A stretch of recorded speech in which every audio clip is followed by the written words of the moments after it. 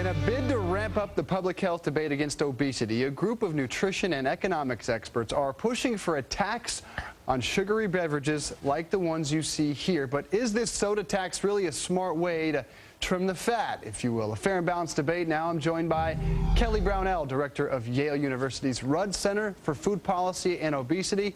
Also, Susan Neely, president and CEO of American Beverage Association. Good morning to both of you. Good morning. Good morning, Dave. Good morning, Kelly. Good morning. All right, Kelly, we will start with you. This seems to me more than overstepping its bounds. I feel like I have the right to drink soda, and if I need to gain a few pounds, that's my right. Why is this a good idea to tax soda? Certainly a tax is not the first resort. In fact, it's one of the last resorts you'd want to consider. And it's really up to everybody about whether they would support something like this. But if you look at a few facts, you might suggest it's a good idea. One is that obesity rates and diabetes rates have been spiraling out of control in the United States. And government has been trying to work on this for about 30 years, and we've not had much success, partly because the food industry is so well organized and such a strong lobbying force, the government doesn't want to tangle with it.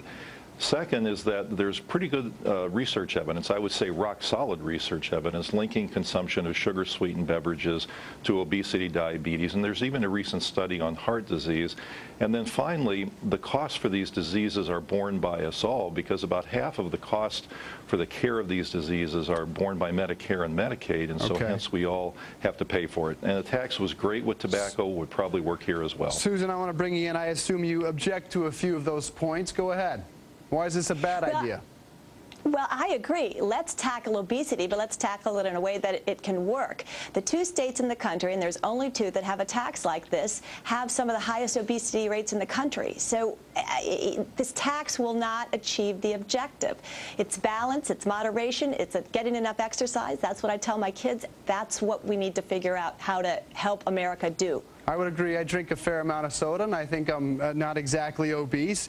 You're talking about West Virginia, who has a similar tax. They are currently the second most obese state in the country. I want to ask you, Kelly, wouldn't they just substitute something else? If people can't drink soda, aren't they going to go drink a 72-ounce Dunkin' Donuts iced coffee, or find some other way to get those calories and that sugar? Well, the tax that we've suggested would apply to any beverage with added sugar.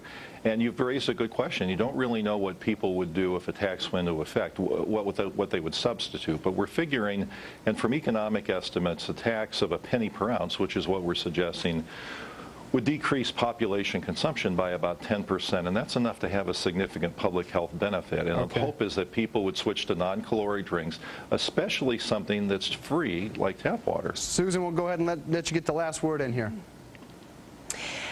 The sale of regular soft drinks has gone down by 9% the last 10 years. The obesity rate's gone up. This tax will not do what we want it to do, which is solve the obesity problem. We should point out it's not in the House or Senate bills. This is just something brought up in the New England Medical Journal. Thank you both for joining us, Kelly Brownell and Susan Neely.